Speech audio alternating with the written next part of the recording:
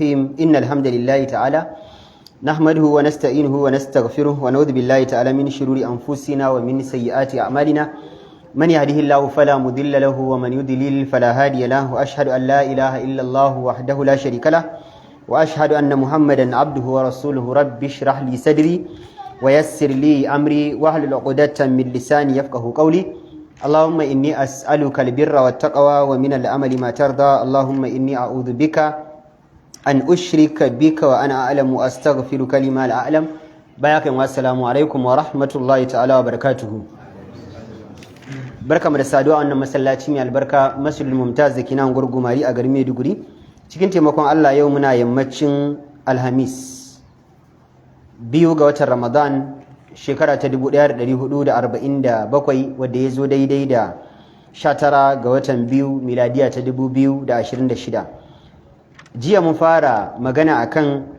ayat da ke cikin suratul baqara ta 158 wadda muka ce tace aya akan abin da ya shafi aikin hajji kuma mun yi magana akan rukunnin aikin hajji jiya da wajibat na aikin hajji da kuma mahazurat na aikin hajji sai muka ce yau kuma insha Allah ta'ala za mu yi magana akan yadda aikin hajjin yake daga nan insha Allah ta'ala kuma sai mu shiga tafsirin ayoyin da suke gaba don ya sauka mana fahimtar ayoyin da za mu yi magana kan abin da ya shafi aikin hajjin inna safa أعوذ بالله من الشيطان الرجيم بسم الله الرحمن الرحيم إن الصفا والمروة من شعائر الله فمن حج البيت أو اعتمر فلا جناح عليه أن يطوف بهما فمن تطوع خيرا فإن الله شاكر عليم Allah madaukin sarki yace inna safa Allah yace lalle tabbas dutsen safa wal marwata da dutsen marwa min sha'irillah na daga cikin alamomin bautar Allah faman hajjal baita Allah ya ce dukkan wanda ya je aikin hajji wajen ɗakin Allah mai alfarma a wa'ita mara ko kuma ya je umra wajen ɗakin Allah mai alfarma fala junaha alaihi Allah ya ce babu laifi a gare shi shi wannan mutumin an ya tsawafa bihi ma ya yi tsawafi da wani dutsen safa da dutsen marwa wa man taqawwa a khairan Allah ya ce dukkan wanda ya nufaci aikata wani aikin alkhairi fa inna Allaha shakirun alim lalle Allah madaukin sarki mai godiya ne bisa abin da kuke yi alimun sannan Allah madaukin sarki mai cikakken sanin abin da kuke aikatawa ne idan muna so mu fahimci aikin hajji a tsarin aikin hajjin da manzon Allah sallallahu alaihi wasallam yayi dogon hadisi yana cikin sahih Muslim in kana so ka fahimce shi cikin sauki da kuma ababen da malamai suka ƙara wadda zai taimaka mana wajen mutum ya aikin hajjin kuma ya zama aikin hajjin ya karɓu malamai suka ce za mu raba shi ne zuwa gida 40 kuma gida 40 ɗin Allah da yanzu nan za mu yi su daga mataki na farko har zuwa mataki na 40 idan mutum zai je aikin hajji akwai abin da malamai suke cewa shiri kafin tafiya aikin hajji yana da tasiri wajen karɓuwar aikin hajjin da kuma kyawun aikin hajjin kafin ka tafi aikin hajji akwai tsare-tsaren da shari'a ta ɗaura maka za ka yi wadda wannan zai taimaka wa aikin hajjin naka ya zama ya samu ansuwa wajen Allah buƙatar ka shi idan ka yi aikin Allah ya karɓa ba Allah ya ƙi karɓa ba da haka idan za ka yi aikin kuma Allah ba zai karɓa wata ya zama ka yi aikin a banza me za ka yi aikin ya yi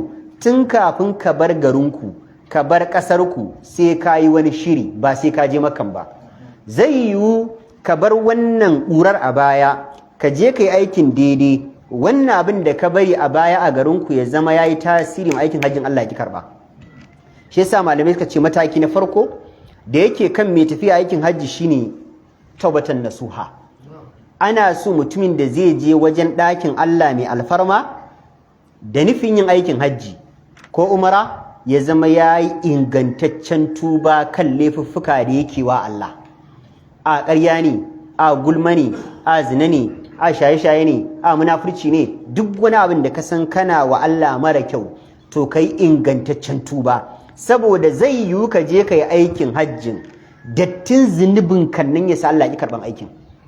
To ake so ka tuba, ka ciratu, ka dena, ka yi taubatan nasuwa, ka dena, ka bari, ba wai dan zan je aikin hajji ba, a'a na bari, Allah na tuba, ka yafe min, ba zan ƙara kuma in saki ba. Abu na biyu malamai suka ce karkashin wannan, idan akwai ababen da ka zazzalunci mutane to kamar musu haƙoƙinsu.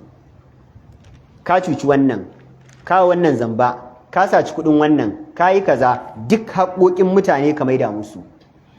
Idan kuma ya zama akwai kayan ajiyan mutane a hannunka, maida musu kayan ajiyansu, saboda tafiya ce da ba lalle ka dawo ba.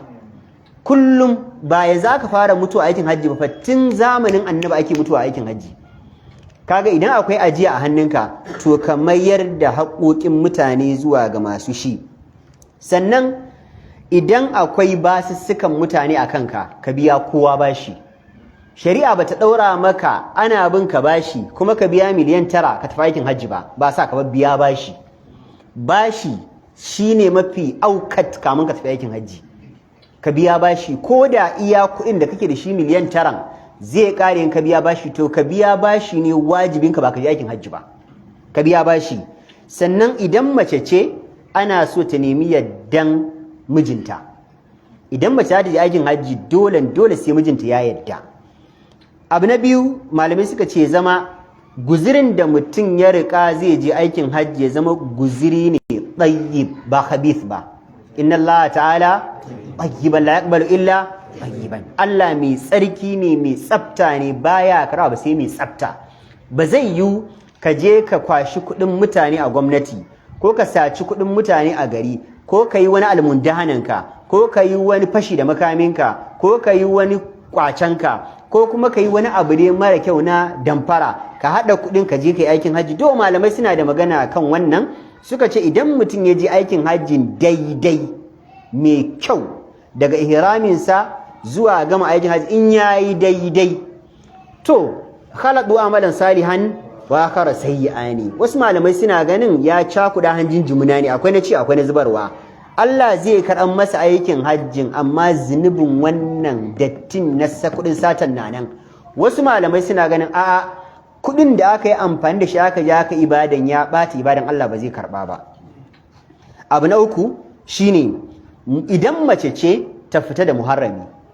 Wani sahabi an rubuta shi a cikin diwan na tafiya yaƙi da Annabi sallallahu alaihi wasallam ya tura sahabbai, sai ce ya manzo Allah, an rubuta sunan a list ɗin sahabbanka da za su tafi yaƙi, ko mata ta shi za ta tafi aikin hajji, ya za a yi ya ma'aikin Allah? Manzo Allah sai ce ka bar tafiya yaƙin, ka raka matarka aikin hajji. Dole idan mace za ta je ta aikin hajji ya zama akwai muharrami tare da ita, dole ne wannan. Sannan abu na hudu, idan mutum zai fita, namiji ne shi ko mace, ya kiyaye da dubban tafiya. A ka'ida kaga da ana tafiya da kafa, to ya kiyaye da dubban tafiya. A yanzu a samu shugaba a tafiyar, shi wanda ake ce amirul hajji. Idan a jirgi ne a samu shugaba a jirgin. Wannan ladubban da musulunci tsara na bulaguro dukka kiyaye. A wannan gabar mun gama magana akan kamun ka tafi aikin hajji. Yanzu mutum ya tashi daga airport, ya kiyaye wannan sharuɗa guda hudun, yanzu ya ji ya sauka a Jidda ko ya ji ya sauka a Makka. Abu na farko da zai fara shine ihrami. Ita ce gaba abu na item na 5. Idan ya je zai dauki ihrami, mun faɗa ma a jiya cewa zai cire kayansa gaba ɗaya idan namiji ne. Zai yi wanka irin wankan janaba da ka sani, da wankan janaba, da wankan haila, da wankan nifasi, da wankan juma'a, da wankan idi, duk sifar su ɗaya ne. Wanka na addini irin shi zai yi daga farko zuwa ƙarshe. Ko dai sifatul ijza ko sifatul kamal, duk ɗaya ne, ko sifa cikakkiya ko sifa takaitacciya, duk wanda ya yi. Sannan kamin ya sa ihrami a jikinsa, ya azaniya, babu laifi ya sa turare mai kyau a jikinsa, ya sa turare mai kyau a jikin ihraminsa. Wannan kamin ya sa ihramin a jikinsa, an gane, zai sa. Idan bayan ya sa ihramin sai zama ga map na turaren a jikinsa, ko a jikin tufafin nasa, wannan ba zai cutar da ihraminsa bai su da aikin hajjinsa ba, tunda ba kafin ya ɗauki ihramin ya saka a jikin ihramin ko a jikinsa. Abu na shida shine idan namiji ne ana so idan zai ihrami yayi da farin kyalle, farin tufafi. Shi yasa zaka na ganin dukkan ihramin farare ne, an fi so kai fari sama da ƙasa. Amma mace muka ce za ta sa kowane kalan kaya, atamfa ne, jallabiya ne, riga da skirt ne, riga da zani wadda bai matse ta ba zai dau hankali ba, in dai tufafi mai kyau ne halatta ta sa babu komai, amma ba za ta saka safar hannu ba, ba za ta sa niqabi ba. Abu na 7 shine a wannan gurbin da mutum ya yi wankansa na wankan addini ya san ihraminsa, mun faɗi cewa a dukkan miƙatan nan akwai masallaci. Idan ya dace da lokacin sallah na farilla to zai yi sallar farilla a miƙati, ba a yadda ya kai ta garin Makka ba, yi ta a miƙati. Inna salata kanat almai kitaban mawqutan, ka yi ta a miƙatinka. Da haka zai yi sallar farilla a miƙati. Idan kuma ba lokacin sallar farilla bane, to idan ya gama wankan nashi, a jikin wannan wankan akwai alwala, in ya fito zai yi nafilan alwala ne. Shi ihrami bai da nafila tashi, niyyar da zaka yi niyyar nafila ne na bayan yin alwala. Kafin mutum ya fara talbiya ana so yayi godiya ma Allah, saboda zuwanka wannan wajen ya kai ka gode wa Allah. Allah ne ya zaɓe ka, ya kira ka a cikin dubunnan mutane tun fa a wancan lokacin, ba ma yanzu ba ma. Yasa Allah ya ce man istata'a ilaihi sabila, sai wanda Allah ya bashi iko da daman ya ji. Da haka zaka yi alhamdulillah, Allahu akbar, la ilaha illallah, la haula la quwwata illa billah. Idan ma ka tsaya alhamdulillah wallahu akbar ya wadatar. Idan ka fito daga inda miƙatin yake sai ka fuskanci inda sashin garin Makka yake. In kana ya lamlam, in kana Juffa, in kana Qaulul Manazil, ko ina kake sai ka kalli inda nahiyar garin Makkan take. Daga nan ba za ka hango Ka'aba ba, amma nahiyar inda garin Makka yake nan za ka kalla, sai ka ce labbaik Allahumma umratan idan umara za ka yi. In tafiyar ka umara za ka yi to sai ka yi niyan umara. Idan kuma tafiyar ka za ka yi irani ne ko tamattu'i, mun faɗa duka jiya, mun faɗi kirani mun faɗi tamattu'i, sai ka ce labbaik Allahumma hajjatan wa umratan. Allah ina amsawa gare ka, ina niyyar aikin hajji da kuma umra, in irani zai yi ko in zai yi tamattu'i. Wannan niyyar ku rike ta, a miƙati ka yi ta, amma akwai inda za ta zo ta mana aiki yanzu a gaba. Abu na 8 shine idan mutum ya zama da ƙafa ne ya zo miƙatin, zai yi wanka, zai yi abin da muka faɗa. To amma idan ya zama yanzu yana jirgin sama ne fa, in ya zo inda miƙatin yake za a wuce da shi a jirgi, to zai yi wankansa a cikin jirgi, ya yi alwalarsa, ya sa ihraminsa. Idan akwai daman yin nafila a jirgi ya yi, idan babu dama shi kenan ihraminsa ya riga ya yi. An gane? Ko da a jirgi ka ɗauki ihrami ya yi. Abu na 9, daga lokacin da yanzu ka riga ka sanya ihrami a jikinka, ka ce labbaik Allahumma umratan ko labbaik Allahumma hajjatan wa umratan ko labbaik Allahumma hajjatan, daga nan niyya ta riga ta kullu, yanzu ka zama alhaji. Malahal ka zama alhaji, kawai sai ka fara labbaik Allahumma labbaik. Sannan malamai suka ce ba daidai bane yi baki daya, mu ɗauka tare mu sauke tare, mu ɗauka tare mu sauke tare, wasu su ɗauka mana mu sauke musu, mu ɗauka wasu sauke mana, ba daidai bane. Kuma ba daidai bane waka, kawai ibada kake. labbaik Allahumma labbaik, labbaik la sharika laka labbaik, innal hamda wan ni'mata laka wal mulk la sharika lak. Ba a so ka ɗauki wani abun waka ya ɗauki hankali ga ibada zuwa jin daɗi. A'a, abu ne na ibada, ana so ka dinga jin karsin shi ne a jikinka. Namiji zai ɗaga murya, iya ɗaga muryar da ba zai cutu ba a lafiyarsa. Mace kuma za ta yi talbiya gwargware da za ta jiyar da kanta, ta jiyar da wanda yake jikinta. An fahimta? Abu na 10, wannan abin da muka faɗa na shirin ihrami, macen da take da jinin al'ada ma haka za ta yi. macen take jinin haihuwa ma haka za ta yi, dan tana da jinin haihuwa bai hana ta ɗauko ihrami, dan tana da jinin haila bai hana ta ɗauko ihrami. Ka kaddara to yanzu nan mu ce ya lamlam ne ko juhfa ko kanul manazil, mun riga mun ɗauko ihrami, nan muƙaddara shine nan shine harami inda ɗakin Allah yake. Yanzu mun riga mun baro miƙati mun shigo garin Makka. Ana bi na? Yanzu mun riga mun baro miƙati mun hawo mota muna labbaik Allahumma labbaik, mun zo mun shigo garin Makka. Idan mutum ya shigo garin Makka, abin da zai fara yi shine ya nufaci masallaci haram.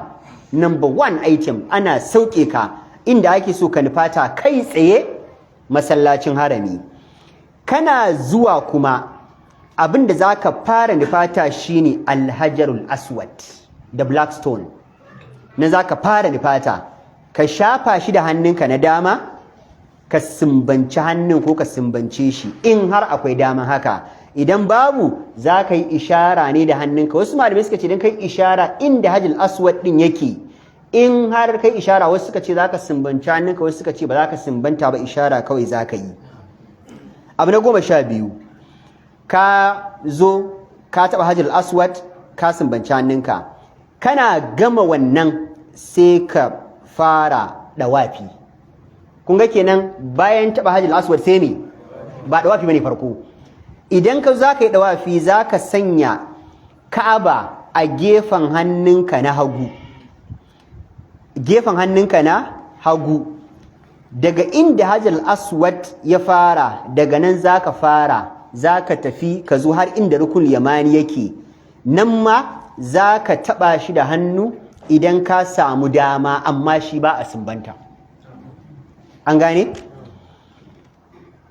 Idan kana tsakanin ar-rukunul yamani da al-hajarul aswad, aegis ne na Ka'aba. Idan kana wannan tsakanin, zaka dinga addu'ar da manzon Allah ya koyar, shine rabbana atina fid dunya hasana wa fil akhirati hasana wa qina azaban nar. Wannan addu'ar malamai suka ce babu addu'a mafi tsada a duniya irinta. Cewa kake, ya ubangijinmu ka bamu kyakkyawa a gidan duniya. Kyakkyawan nan kome mai kyau ya shiga ciki. Gida mai kyau, lafiya mai kyau, mata mai kyau. Za ka baka shin karatu ne? Jama'a albishirinku bane ya fita. Kusan bare na ciki ai. Amma yanzu yayi commode. Ba gama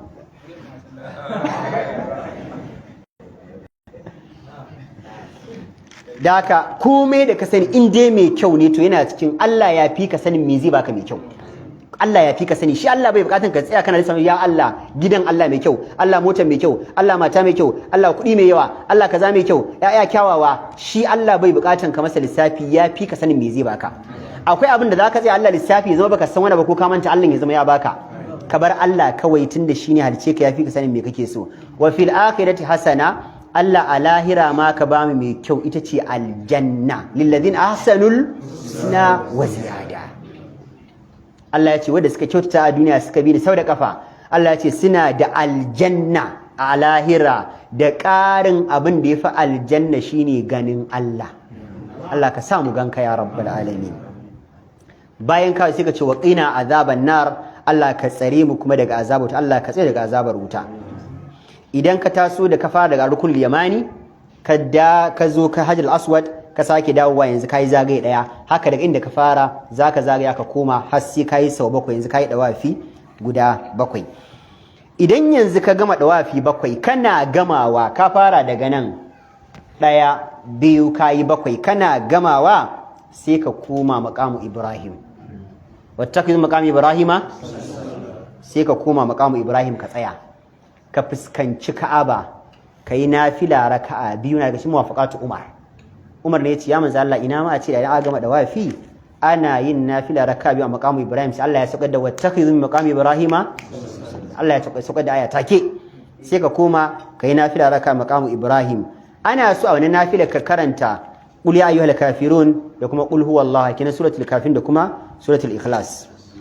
Abu na 14 daga nan kana gama nafila sai ka nufaci zamzam. In ka je ka nufaci zamzam za ka ɗiba ka sha, gugar ko bokatin ko kofin ko robar ana so ka ɗiba ka zuba a kanka don annabi ya yi haka. Manzala ya ce zamzam ma'un min aljanna, ruwa daga aljanna. Kana ganin shi a duniya amma daga aljanna yake. In ka zuba albarka, kuma duk jinyar da jikinka idan ka sha zamzama da wannan niyyar ko ka zuba jinka da wannan niyyar Allah zai baka lafiya insha Allah. Abu na 15 idan ka gama shan ruwan zamzam ka zuba a kanka sai ka ƙara komawa zuwa ga alhajarul aswad. Ka san ta shi ka fara yi, sai ka ƙara komawa inda hajarul aswad yake sai ka sake shafa shi, in ya yiwu, in ya gagara ka yi ishara da hannu, yanzu ka gama abin da ya shafi jikin ɗakin Allah. Sai ayar da muke kai inna safa wal marwa. Sannan daga nan kuma sai ka fita ka je ka wajen haram, wajen inda ɗakin Allah yake, duka cikin farfajiyar cikin haram ne akwai dutsen safa da dutsen marwa. Daga ka bar ɗakin Allah sai ka tafi inda dutsen safa yake. Ana so idan ka zo ka inda dutsen safa yake ga kai gashi sai ka karanta wannan ayar da muke fassara ta inna safa wal marwata min sha'irillah faman hajja al baita aw i'tamara fala junaha alayhi an yatawafa bihima wa man tatawwa khairan fa inna allaha shakirun alim. sai ka ci abda bima bada Allah bihi, zan fara da abin da Allah ya fara shine dutsen safa, sai ka hau kan dutsen safa. Bayan ka karanta ayar a ƙasa sai ka hau dutsen safa. Idan ka hau ana so ka je saman shi kan ƙoluwarsa sai ka karanta la ilaha illallah wahdahu la sharika lahu lahul mulku wa lahul hamdu wa huwa ala kulli shay'in qadir. La ilaha illallah wahda anjaza wa'da wa nassara abda wa hazama al-ahzaba wahda. In ka gama wannan taken ma Allah da jinjina sai ka daga hannu ka fiskanci ɗakin Allah mai alfarma, ka yi addu'a, ka yi addu'a, ka yi addu'a, ka yi addu'a, kar ka yi wasa. Baka je yin wasa ba. Miliyan 9 nan da ka biya daga cikin bukatunka bayan sauke farali akwai damuwinka. Yanda ka cire miliyan 9 a jarinka to Allah ya kawo wasu guda 9 so 9 ko so 10. Ai za ka so ka ta ƙarai. Ko? Ka yi addu'a sosai. Idan ka yi addu'a sosai sai ka gangaro ka sauko. In ka sauko sai ka zo ka dutsen marwa. Ana so idan ka zo inda aka yi koren alama tsakanin safa da marwa namiji, ana so ka ɗan yi sassarfa haka, ka ɗan ɗaga ƙafa. Mace ana so ta yi tafiya saboda ba a so ta yi abin da za ta ɗau hankalin wani namiji. Ka san akwai namijin da shi a ko'ina yake tsoron Allah shi sai addu'a.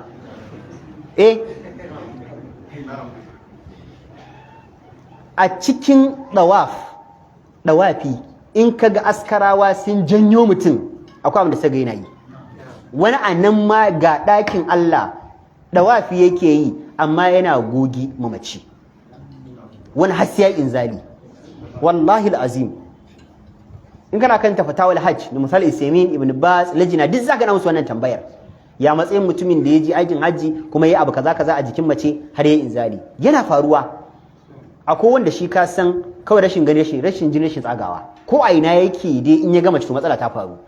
To shi yasa kake ganin anan din babu duk abin da muke da shi na haramci na taba jikin mace da namiji, a in aka je wannan wajen shari'a ta daga kafa. Za ga namiji ga mace tsakanin wani ma tsakanin mace da mace kafafun shi kuta kasa baya yi. Musulunci ya masa afuwa saboda in har ba haka aka yi ba ibada ba za ta yi ba. Nan ne kadai da aka daga kafa namiji ya hada jiki da mace in dai bai sa wani mugun manufa a ransa ba, Allah ya yafe masa. Idan ya je ya dan sa safar nan sai ya hau dutsen Marwa. In ya hau dutsen Marwa nan ma ya kalla al-qibla, yayi wannan addu'a la ilaha illallah zuwa karshe, bayan ya gama ya ga Allah bukatun sai addu'a sosai. Sai ya sauko ya zo ya koma dutsen Safa. Mun lissafa zai fara daga Safa zai kare a Marwa. To idan wannan muna magana mutumin da yanzu ya tafi garin Makka muƙaddara 1 ga watan Muharram, 2 ga watan Muharram, 3 ga watan Muharram, wannan abin da yayi yanzu yayi abin da yake kan shi na shigowa garin Makka yayi umra. Shi ne cewa duk wanda ya shiga zai fara umra in yayi wannan abin yanzu ya gama umra sai ya zo ya saisaye shikenan kuma ya jira lokacin aikin hajji yayi duk wani abu da ba zai yi ba a ɗazukan ya fara wannan aikin yanzu zai yi zai in yana so zai tara da matar shi zai yanke farcensa zai yi komai zai cire ihramin ma ya ajiye idan mutumin da zai yi tamattu'i ne mun gane zai jira muƙaddara yayi wannan abun 3 ga wata 2 ga wata 1 ga wata 6 ga wata 5 ga wata yawmu tarwiya yanzu idan 9 ga wata yayi ai yana masauki ko yana gida ko yana hotel idan yana hotel garin Allah ya waye akai sallan asbahi ranan 8 ga wata daga asuban nan zai shirya wa kuma aikin hajji dan ranan aikin hajji yayi yawmu tarwiya 8 ga wata daga hotel ɗinsa ko daga gidansa zai yi niyya ya fito shi yasa nace muku rike niyyar da yayi a miƙati dama ya gaya wa Allah abin da zai shigo yi kaga yanzu yayi umra ya gama lokacin aikin hajji bai yi ba to yanzu lokacin aikin hajji yayi sai ya ce labbaik Allahumma hajjatan ko bi hajjati daga nan sai fara labbaik Allahumma labbaik labbaik la sharika laka labbaik innal hamda wan ni'mata laka wal mulk la sharika lak daga hotel zai fita 8 ga wata da safe an fahimce ni idan mutumin da yake jin tsoron wannan kwanaki 5 ko 6 da ke gabansa wani abu zai iya tasowa ya hana shi karasa aikin hajjin to anan ne zai sa wa Allah sharadi sai ya ce ya Allah idan na samu daman gama aikin hajjin nan shikenan Allah idan ban samu dama ba a iya inda uzuri na ya hana ni karashiwa ya Allah ka bani ladan aikin hajjin duka in kai wannan sharadin ko daga rawmu tarwiya aikin hajjin ya sai Allah zai baka ladan duka ka gama sannan daga ka baro hotel ɗinka ba tsayawa ko ina ranan 8 ga ko yana rikewa kuwa a ina so in mun tafi ba sai mun tsaya muna can ana mutum miliyoyi bane kowa ya fahimta sosai Allah ya kai mu tare ya rabbal alamin kana fita daga hotel ɗinka ko daga gidanka kai tsaye sai Mina ranar 8 ga wata sai ina Mina ana so ka isa Mina da hantsi kenan kafin rana ta yi zafi ka baro da sassafe ka isa Mina da hantsi za ka kwana a Mina in ka tafi tun da safen nan da hantsi a nan za ka wuni a Mina za ka kwana za ka yi sallar azahar da la'asar da magariba da isha'i da sallan asbahin gobe duk sallah mai raka'a hudu za ka yi su kasuru raka'a biyu amma babu aljam'u bainas salatain amina idan ka baro gidanka da hantsi mukaddara karfe 8 9 ka zo Mina idan azhar ta yi za a yi azhar raka'a 2 za a kira sallah za a tare iqama ba za a yi la'asar ba sai lokacin la'asar yayi za a kira sallah za a tare iqama lokacin magariba zai yi za a kira sallah za a tare iqama lokacin isha zai yi za a kira sallah za a tare iqama lokacin asbahi zai yi gobe za a kira sallah za a tare iqama ba a jam'u amina a ranar 8 an fahimce ni amma za a yi kasurun azhar za a yi kasarun la'asar za a yi kasarun isha'i za a yi babu shikenan sun kare wani jahili sabon musulunta ya musulunta bai yi karatu ba aka ce mishi ai idan mutum yana tafiya ana yin kasaru duk sallah ana raba ta gida biyu ya raba asbahi normal bai sha wala asbahi ba ya raka daya da ya tahiya kan kun gane yayi ruku yayi sujjada sai zo ne ta ya sallama yayi azhar biyu la'asar biyu da ya zo magriba sai ya samu ciwon kai to wannan to ina za a raba ta yanzu mun wayi gari a Mina kun tuna gari ya wayi mana a an yi sallar asbahi mun wayi gari yanzu 9 ga watan Zulhijja daga nan sai Arafa shi ake cewa yawmu Arafa 9 ga wata ba shine muke azumi ana goma daga nan sai Arafa idan rana ta fito maka a Mina asbahi yayi kai sallar asuba kana Mina rana ta fito zaka tashi daga Mina sai Arafa zaka je ka zauna a Arafa har zuwa lokacin da rana za ta yi zawali. Kun gane wasan nan? Kana arafa. Idan rana ta yi zawali a arafa za a yi sallan azahar da la'asar jam'an wa kasran jam'u taqdim a arafa. Amina mun ce ba a yin jam'u baina salatain, amma yanzu a arafa za a yi azahar raka'a biyu, ana gama azahar a lokacin azahar kuma za a yi la'asar raka'a biyu, za a musu kiran sallah guda ɗaya, za a yi kama guda biyu. A lokacin azahar za a kira sallan azahar, an shiga sahu za a yi azahar, ana sallamewa za a sake iqama a yi la'asar. Ana yi ne tare da limami, kuma a tsakanin nan da kafin nan da bayan nan ba a nafila. Aikin wahala kake an yafi ma, ba nafila, babu wani nafila na rawatib, ko ka saba can din an daga kafa, babu nafila.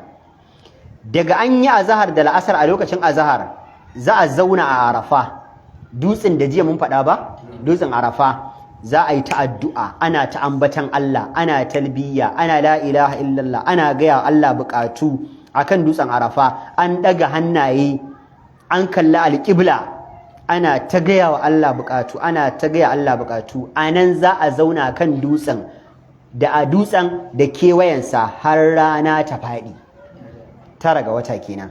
Idan rana ta faɗi yanzu kuma aikin arafa, tsayuwan arafa ya ƙare. Dama ana so ka zo ka bayan rana ta fito ne ta faɗi da kai, ana so diyar da za a yi ka zo kafin ta yi zawali ta faɗi da kai kana arafa. Daga nan sai a sauka a arafa a nitse. Daga an sauka a arafa kai tsaye sai Muzdalifa. Muzdalifa ma za a kwana. Kun gane karatu? Ba wani wahala fa, ina bin abin daki za a tafi Muzdalifa. Idan aka je Muzdalifa, kun san an baro arafa faduwar rana, ba a yi sallan magariba a arafa ba, aka tafi ina? To yanzu idan aka tafi Muzdalifa za a je a sallaci magariba da isha'i a lokacin isha'i. Kun gane jam'u ta'khir kenan. Za a yi kiran sallah guda ɗaya, iqama guda biyu, babu nafila a kafin nan, babu nafila bayan nan. Kafin magariba ba nafila, bayan magariba ba nafila, kamin isha ba nafila. Kawai daga an zo an yi kiran sallah a take za a yi magariba, ana sallama za a yi kama a isha'i, babu nafila. Idan aka yi sallar isha'in nan, alhaji zai zauna a wajen, a nan yana ta ambatan Allah, yana ta zikirinsa, in yana so ma zai yi bacci har gari ya waye gobe. A wannan daren na Muzdalifa ba a kiyamun laili. Ai ka yi tsayuwan arafa, kun tuna? Ɗazu ka gaji, an yafe maka nafila. In ma ka saba yi yanzu babu, ka batta, ka yi sallah, abina so ka zauna, in zama zaka, in bacci zaka yi kai bacci har alfijir ya keto. Idan alfijir ya keto za a kira sallan asbahi, za a yi mata iqama. Ana so daga nan kuma sai a zo a tsaya akan mash'arul haram, dutsi ne da ke Muzdalifa. Ana so idan aka zo aka tsaya akan wannan dutsen a kalla alƙibla, a dinga wa Allah godiya, alhamdulillah, alhamdulillahi alhamdulillahi alladhi bi natimmu salihat, Allahu akbar, la ilaha illallah, subhanallah, walhamdulillah, wa la ilaha illallah, wallahu akbar. Ka san ai sallah asbahi ne ai. Nan za a tsaya kan mashar wannan dutsen, ana ta wannan azkar din har sai gari ya waye tangaran, gari yayi haske, rana bata fito ba. Matan da suke da ciki ko marasa lafiya ko tsofi an musu uzuri a wannan Muzdalifan, idan har dare ya raba, kusan ai an zo ne ranan 9 ga wata, akwai wata a sama ai. Idan wata ya bata, to su wannan masu uzuri an ba su dama su baro Muzdalifa a wannan daren kafin alfijir ya keto ai sallar asuba, tunda sun ma'afidu haisu afadan na, za a yi cincirundo, za a yi gayya tun kudowa ɗaya, zai iya juwa mutum ciwo ko ya halaka da wani. To su masu an ba su dama idan karfe 2, 3 kafin asuba a ce gari zai waye ai wannan cincirundon, to su siyo gaba. An gane? Mun wayi gari yanzu, mun shigo rana ta 10, yawmun nahar, shine ranar da mu anan muke layya, su kuma a can yawmun nahar.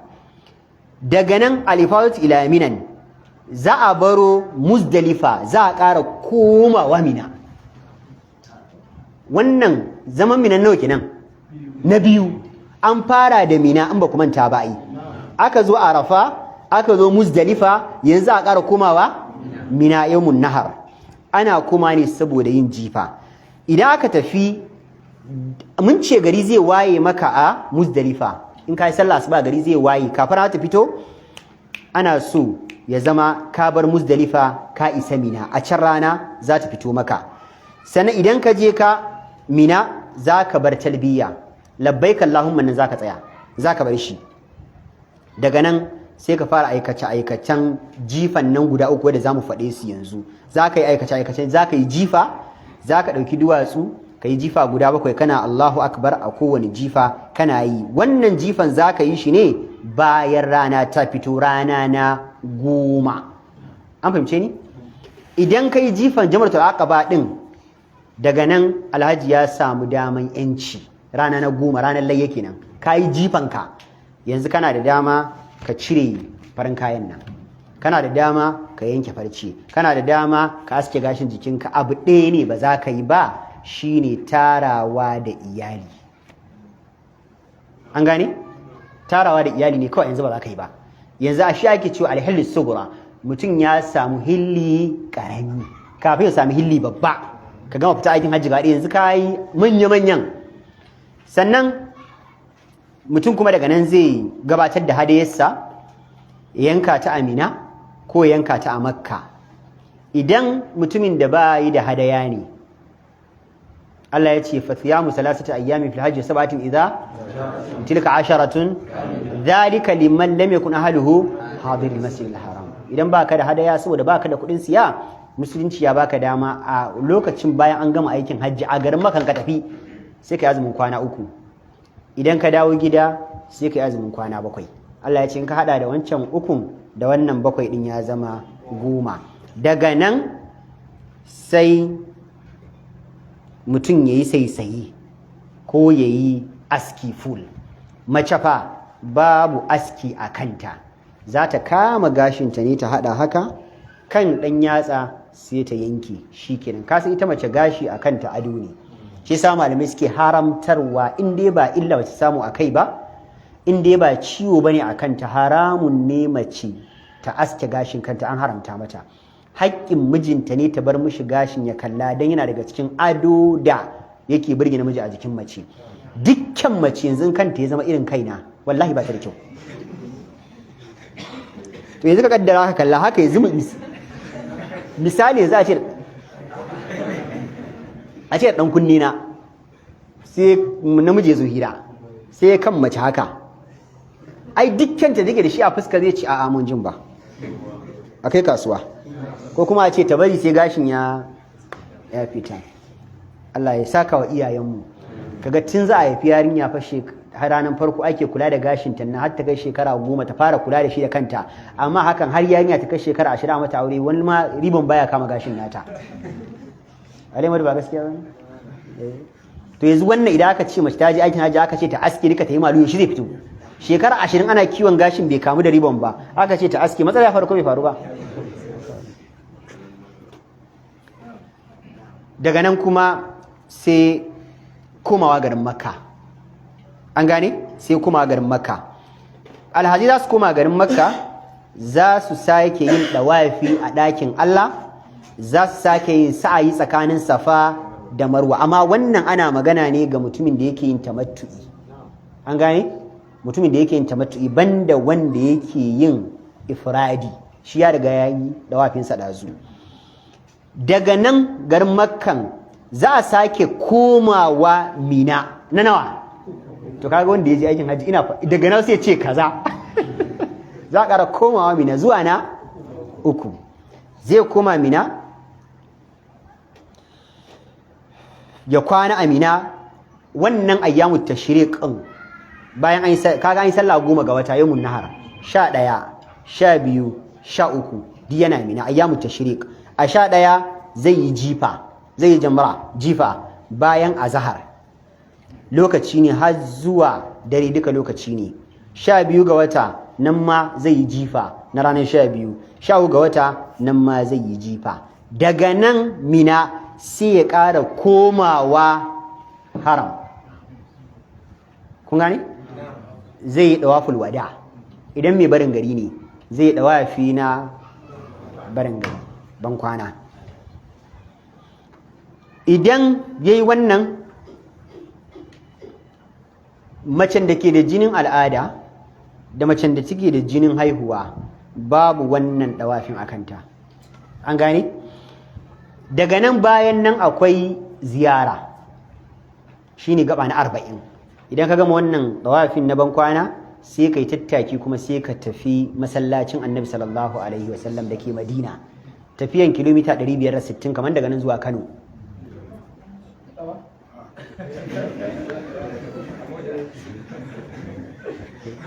da kafa ake tafiya amma yanzu Allah ya kawo sauki akwai mota da ake zuwa da ita za a je kabarin Annabi sallallahu alaihi wasallam a manzon Allah sallallahu alaihi wasallam ziyara ita ziyaran kabarin Annabi sallallahu alaihi wasallam baya daga cikin rukunnan aikin haji wanda za a ce idan baka je ba aikin hajjin ka ya rushe ai je ban kawo ba rukunai muka ce guda 4 ne ko amma sunna ce mai karfi kuma aiki ne mai gwaggwaban lada idan ka je kabarin Annabi sallallahu alaihi wasallam idan ka samu dama ana so kai nafila raka'a 2 a rauda wanda manzo Allah ya ce baina qabri wa minbari rawatun min aljanna manzo Allah ya ce tsakanin kabarina da minbarina manzo Allah ya ce dausayi ne cikin dausayan aljanna in har ka samu wannan jan carpet din yanzu kama ga an killace an bada in ka shiga su ba za ka sake shiga ba sai wani shekara har da pin ake bayarwa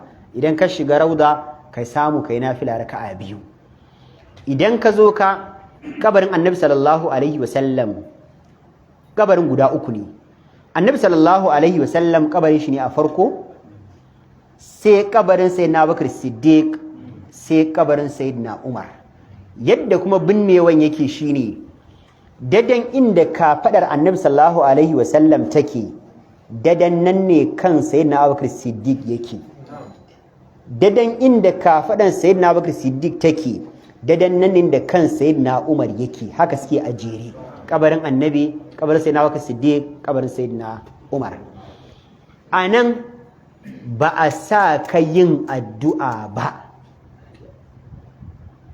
abinda aka saka shine zaka zo ka daidan santan inda Annabi sallallahu alaihi wasallam ke kwance yana cinka manzala ce babu wani shin al'ummata da zai min sallama face sai ubangiji ya dawo min da na amsa mishi sallama sai dai kai ne baka ji wannan yasa malamai suka ce kenan babu lokacin da manzala ran shi baya jikin sa da akwai lokacin da ba mutum a rauda ne babu ai kaga ce assalamu alayka ya rasulullah sai ka matsa zaka matsa gaba kadan one step kawai assalamu alayka ya ababakr one step sai ka ce assalamu alayka ya umar bin al-khattab wannan shine ziyarar da ake so kawa Annabi addu'o'in da kake ganin wani zai tafi da takarda full scap ba wanda ya shi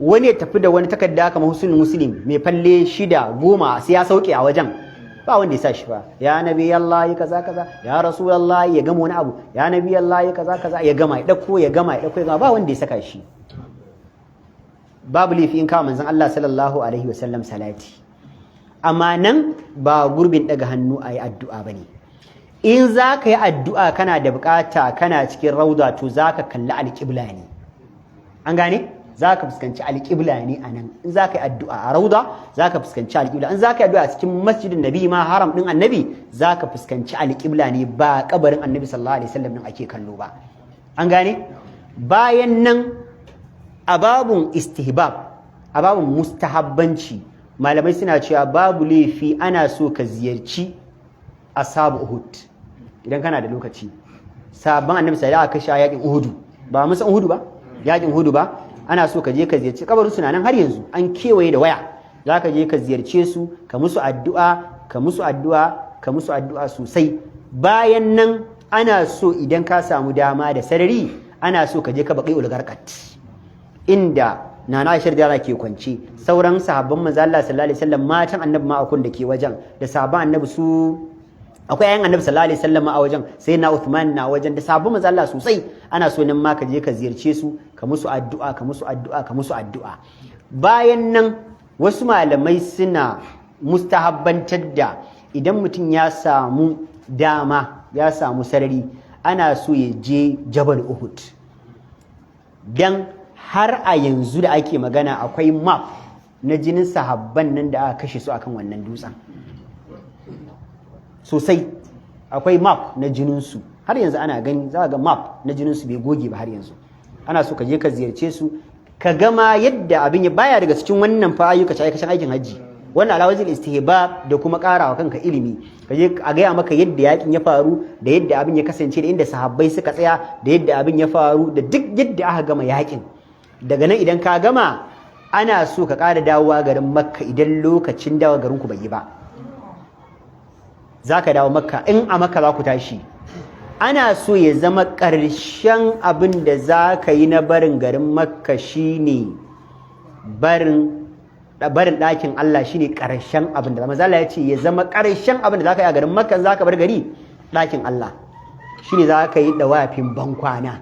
Daga an ce ga jirginku ko ga flight ɗinku karfe ga zai zo, za ku bar garin Makka, za ku tafi Jidda, to daga nan za ka yi dawafinka. Amma idan a Madina za ku dawo, to idan ka yi dawafinka sai ka je Madina ka zauna ka jira jirginku. Amma idan za ka dawo garin Makka, to kar ka yi, sai ka dawo, sai ka yi dawafin bankwana. Idan jirginku ya zo sai ka dawo garinku.